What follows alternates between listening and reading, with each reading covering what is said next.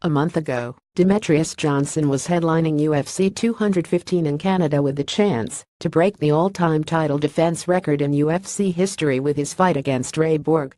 Unfortunately, Borg fell ill, and the fight was cancelled just days ahead of the event, which left Johnson without his history-making moment. Thankfully, Borg was able to recover quickly enough for the fight to be rescheduled at UFC 216 on October 7 , with the flyweight title fight joining an interim lightweight championship bout between Tony Ferguson and Kevin Lee.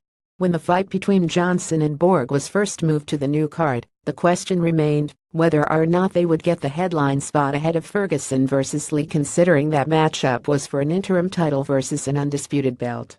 Ultimately, the UFC opted to leave Ferguson and Lee at the top of the card, with Johnson and Borg now serving as the co-main event.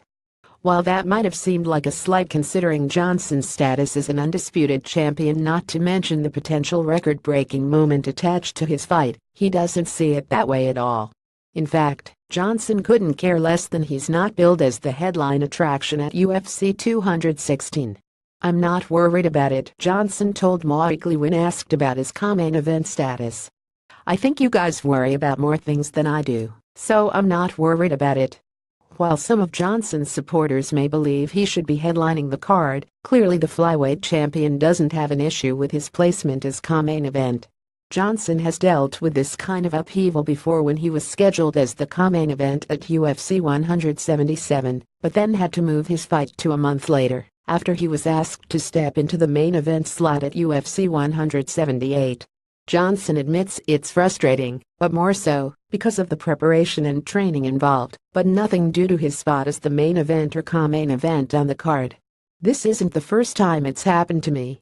It happened back when I was fighting Chris Carriasso at UFC 177 and Alexander Gustafsson got injured, and I moved up and headlined at UFC 178. It added an extra 4 weeks to the training camp," Johnson explained.